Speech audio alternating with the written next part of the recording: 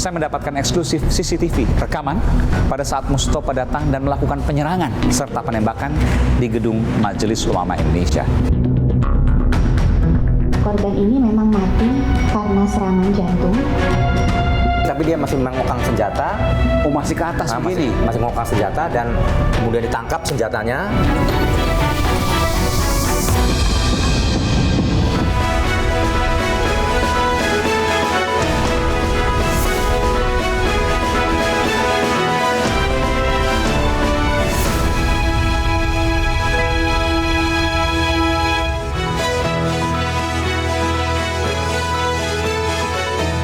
Halo, selamat malam pemirsa. 2 Mei 2023 kantor berkumpulnya para ulama se-Indonesia didatangi sosok asing yang menyebabkan malapetaka. Kantor Majelis Ulama Indonesia MUI Pusat ditembak oleh seorang pria paruh baya yang pernah mengaku sebagai nabi. Sepekan berlalu, publik masih dibuat bertanya-tanya siapa sebenarnya sang pelaku yang bernama Mustopa. Sosok yang kesehariannya bekerja sebagai petani di Lampung, tapi bisa mengantongi senjata ringan mematikan, airgun. Mustopa bahkan tahu kemana dan kepada siapa ia bisa membeli senjata mematikan itu. Mustopa merupakan anggota klub menembak. Lebih mengherankan ketika PPATK mengungkap di rekening Mustopa mengalir uang ratusan juta rupiah. Pemirsa, ada 7 kejanggalan dalam kasus penembakan di kantor MUI. Saya ulangi, 7 kejanggalan. Dan saya menelusurinya eksklusif. Anda menyaksikan The Prime Show with Aiman.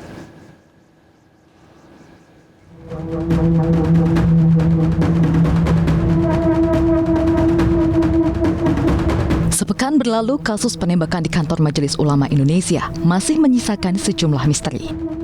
Mulai dari siapa sebenarnya Mustopa hingga motifnya melakukan penembakan. Kematian mendadak Mustopa pasca penembakan bahkan menjadi tanda tanya yang turut dipertanyakan MUI. Penembakan kantor MUI Pusat di Jalan Proklamasi Menteng, Jakarta Pusat terjadi pada 2 Mei 2023 sekitar pukul 11.24 waktu Indonesia Barat. Pelaku merupakan Mustopa, 60 tahun, warga asal Lampung.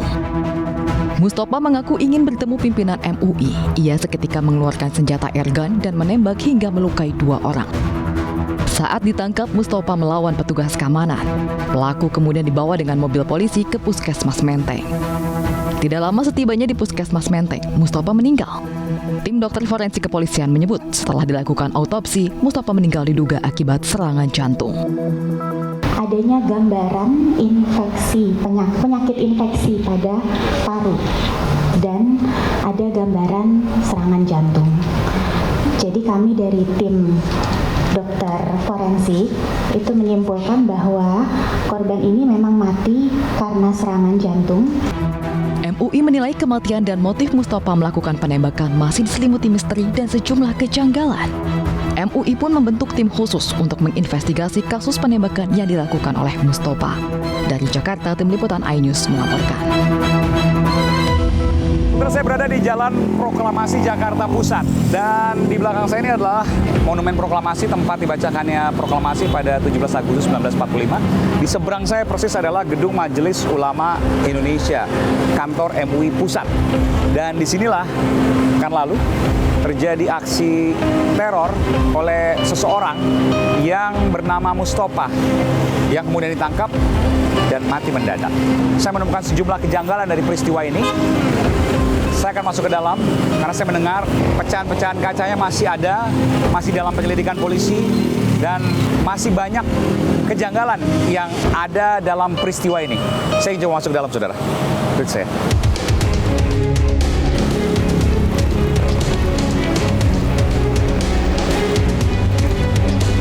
Memang ada pertanyaan, pemirsa, kenapa ia yang membawa senjata airgun ya bisa masuk ke dalam?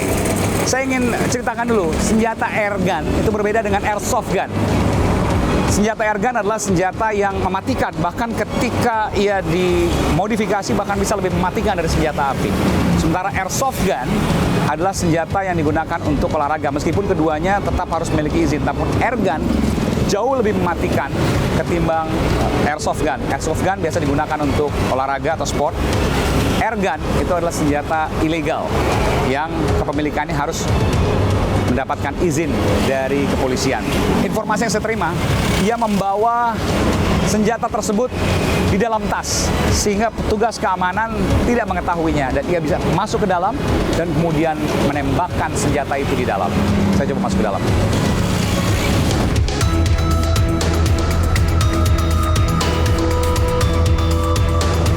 Saudara, saya sudah masuk dalam gedung Majelis Ulama Indonesia MUI Pusat. Namun di sini ada petugas keamanan. Mas Teguh, ya, Aiman, Ainus Mas Teguh. Ya. Saya koreksi kalau saya salah. Mas Teguh adalah saksi mata pada waktu kejadian, betul ya? Betul. Pada waktu kejadian ada Mas Teguh di sini. Saya ada di Mas Teguh yang jaga juga. Saya jaga. Ini sudah saksi mata yang menyaksikan langsung. Saya ingin tanya dulu, waktu datang kok diperbolehkan masuk? Nggak mencurigakan sama sekali? Waktu datang sudah saya pertanyakan sesuai SOP kita. Dia datang sini nih ya? Nah, datang ke sini, turun dari travel di depan. Oh, travel. Ya, Dari mana dia? dari daerah, dari Lampung. Oke, nggak, maksud saya dia langsung dari Lampung ke sini. Ya, langsung dari Lampung ke Oke. sini. Oke. Lalu kemudian Di depan, turun sendiri, masuk, saya tanyakan di depan. Cuma posisi tanya itu emang sambil jalan orangnya. Iya. Saya tanyakan dari mana, keperluannya apa, mau bertemu dengan siapa. Oke, sampai dia bisa masuk, Ini masuk. apa yang dia yakinkan? Kok akhirnya Mas Teguh membolehkan dia masuk? Karena menyebut salah satu Pimpinan. bukan pimpinan, salah satu rekan kerja ini tadi. Oh, mau ketemu si A gitu. Nah, ketemu si A. Si A itu udah dicek kenal. Sudah kenal, karena kalau paham belum, cuma sudah kenal. Sudah kenal Karena udah berapa kali turut info dari yang bersangkutan. datang ke emang sini. udah sering ke sini. Berapa kali katanya? Saya kurang paham, Pak. Kalau Beberapa kali. Iya, karena Oh, jadi kenalnya karena beberapa kali sering ke sini. Karena gini juga pernah sering nganter surat. Gitu. Tujuannya mau apa nggak tanyain waktu? Saya kurang paham tujuannya. Bawa senjata segala macam nggak tahu.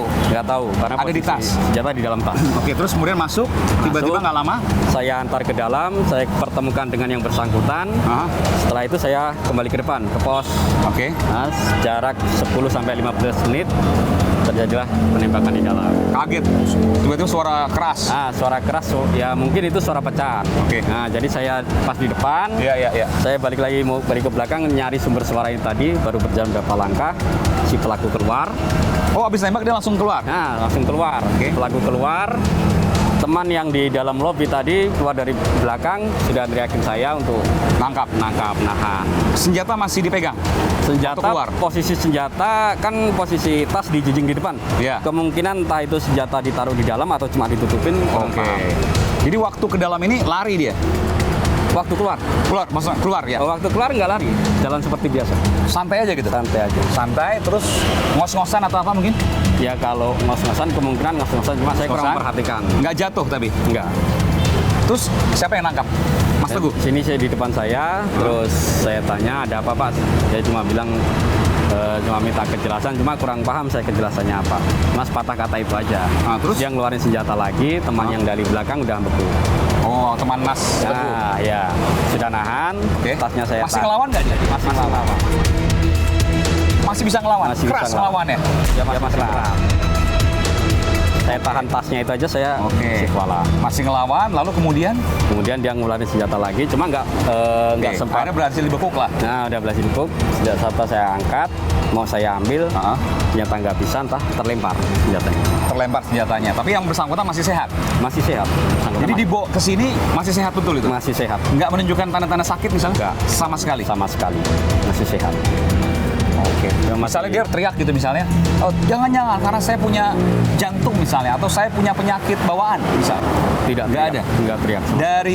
Dari gerakannya juga masih segar. Masih segar seperti biasanya. Oke, terus sempat dibawa, saya lihat di videonya, Di sini. Nah, di sini terus panggil polisi. kebetulan juga ada pospol di depan. Ya. Nah, jadi saya langsung lari, manggil pospol. Setelah itu pospol datang, udah Dibawa kami ke serahkan ke puskesmas. pospol. Terus tiba-tiba dia bawa ke kantor polisi, sempat dibawa ke puskesmas. Setelah dari sini kan udah kami serahkan ke polisi. Iya, iya. Selebihnya kami tidak tahu. Oke. Gitu. Berapa jam kemudian Anda mendengar kalau yang bersangkutan akhirnya meninggal? Saya malah nggak paham. Oke. begitu. Tapi yang jelas waktu ditangkap masih ada perlawanan. Masih ada perlawanan. Segar bugar. Segar bugar. Pada waktu izin pertama kali juga nggak bilang apa-apa, hanya mau ketemu si A misalnya. Iya, ketemu si A. Oke. Makasih Mas Teguh ya. Siap. Sukses. Jadi pelajaran penting nih. Amin. Ini Insyaallah. menggunakan masker karena masih kurang nyaman, karena saksi kunci saudara. Ya. Ini saksi kunci Mas Teguh ya. Ada hal-hal tertentu yang memang harus dijaga, jadi menggunakan masker. Tadi saya minta juga untuk melepas masker, tapi Mas saya pakai masker saja karena saya lebih nyaman pakai masker. Ya saya paham karena ada saksi kunci juga dalam kasus ini. Ini pelajaran penting juga untuk kemudian lebih ketat lagi dalam menyeleksi orang yang masuk gitu ya. Iya. Ya. Apalagi yang tidak jelas. Terima kasih Mas Teguh ya. Ya Pak. Assalamualaikum warahmatullahi wabarakatuh.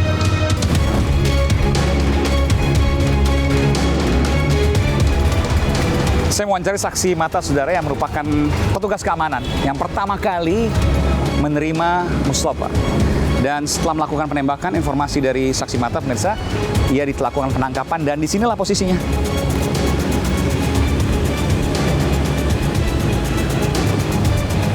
Dan pada saat dilakukan penangkapan, ia masih segar bugar dan juga melawan. Tidak ada tanda sakit sedikit pun.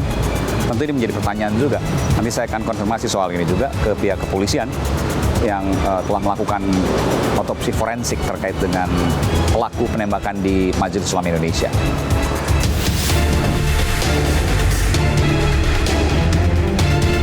Saya mencoba untuk masuk saudara ke dalam gedung Majelis Ulama Indonesia ya, pusat. Dan ini saya masih lihat masih ada garis polisi di sini saudara. Dilarang melintas garis polisi dan pecahan kacanya masih tampak di sini. Saya tidak bisa melewati garis polisi ini. Anda bisa melihat di sini. Ini adalah salah satu kaca, pintu kaca yang kemudian ditembakkan oleh Mustafa dan Anda bisa melihat tebal kacanya. Jadi terbayang kalau memang terkena tubuh manusia mungkin ya bisa mematikan. Pemirsa, saya mencatat ada sejumlah kejanggalan dari kasus ini. Saya akan sebutkan satu persatu. Yang pertama adalah Mustafa yang merupakan pelaku yang mati mendadak. Padahal saat ditangkap, ia segar bugar. Yang kedua, Mustafa pelaku punya izin senjata api. Ketiga, Mustafa pelaku ini merupakan orang yang terdaftar di salah satu klub menembak. Mustafa juga mengantongi uang ratusan juta rupiah. Mustafa, berdasarkan informasi yang saya terima, sering jalan-jalan Lampung Jakarta, Jakarta Lampung. Mustafa pelaku ia juga tahu kemana ia bisa mendapatkan senjata terlarang. Dan ia Mustafa, sang pelaku juga mengetahui bagaimana mencari senjata ringan tetapi mematikan. Ada 7 kejanggalan yang saya kumpulkan dari peristiwa ini. Sebagian sudah dijawab oleh penyelidikan polisi, namun ada sebagian lain yang saya harus juga konfirmasi ke pihak kepolisian soal ini. Yang jelas, apa yang terjadi di kantor Majelis Ulama Indonesia Pusat di Jakarta ini sebuah pertanyaan. Apakah ini peristiwa yang mengkhawatirkan sehingga bisa jadi terjadi lagi di depan? Karena ada juga kemudian yang mengaitkan hal ini dengan kejadian menjelang pemilu 2019 yang lalu, di mana ada sejumlah imam masjid yang dianiaya, bahkan diantaranya tewas. Tentu kita tidak berharap ini adalah kejadian yang juga mengiringi seperti kejadian pemilu 2019 lalu. Dan kita yakin bahwa pihak kepolisian bisa mengungkap tuntas dan menyelesaikan kasus ini. Ini masih terus diselidiki oleh pihak kepolisian karena masih ada garis polisi ini, saudara. Saya tidak berhenti di sini. Saya akan mewawancarai salah satu wakil sekjen Majelis Ulama Indonesia yang juga ditunjuk menjadi ketua tim investigasi dari penembakan MUI. Ikuti saya. Saudara, meski polisi sudah mengungkap penyebab kematian Mustafa sang pelaku, namun mengapa Majelis Ulama Indonesia membentuk tim investigasi? Saya akan segera kembali selepas jeda. Tetaplah di Prime Show with Aiman. iNews.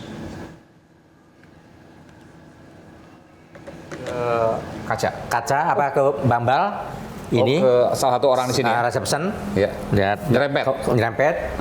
Langsung nembus kaca. Oh, posisi di sini berarti? Di sini langsung Jadi nembak. kaca pecah itu dari sini? Dari sini dekat sekali. Luar biasa.